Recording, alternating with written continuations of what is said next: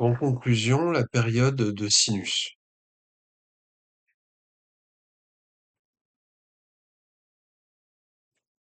On a trouvé que pour x compris entre -1 et 1, on avait arcsine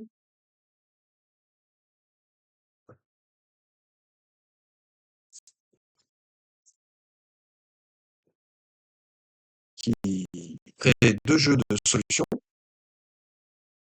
Arcsine crée deux jeux de solutions. Ce sont les alpha plus 2 capi et pi moins alpha plus 2 capi.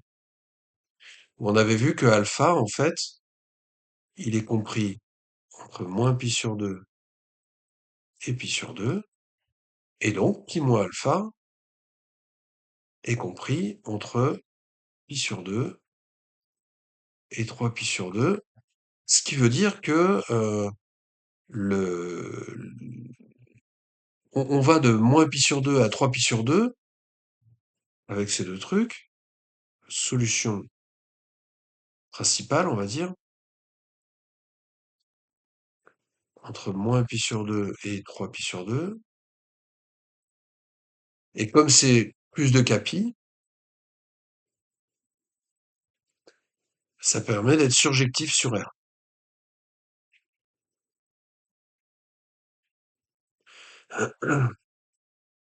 Le sinus, lui, il doit redonner le x de départ. Donc on doit avoir sinus de alpha égale sinus de alpha plus 2 capi égale sinus de pi moins alpha égale sinus de pi moins alpha plus 2 capi. Donc c'est comme ça qu'on en tire d'une part la périodicité de 2 capi et d'autre part enfin, le domaine de sinus, le domaine de définition de sinus qui est égal à R. Alors, je trouve ça moins évident à démontrer quand on a U qui appartient à C. On a un peu la même chose, alpha plus 2 capi, on l'a démontré à la vidéo précédente, pi moins alpha plus 2 capi.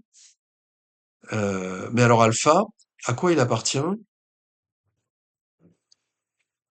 Donc est-ce qu'on est surjectif sur C? Et donc est-ce que le domaine de définition de sinus est bien C tout entier? A priori oui. Enfin, c'est ce qu'on sait d'habitude, mais là, je ne saurais pas le démontrer. Il faudrait d'abord qu'on puisse démontrer que arcsine de U, il atteint bien C tout entier. Alors, on voit qu'au niveau des réels, bah, c'est pareil.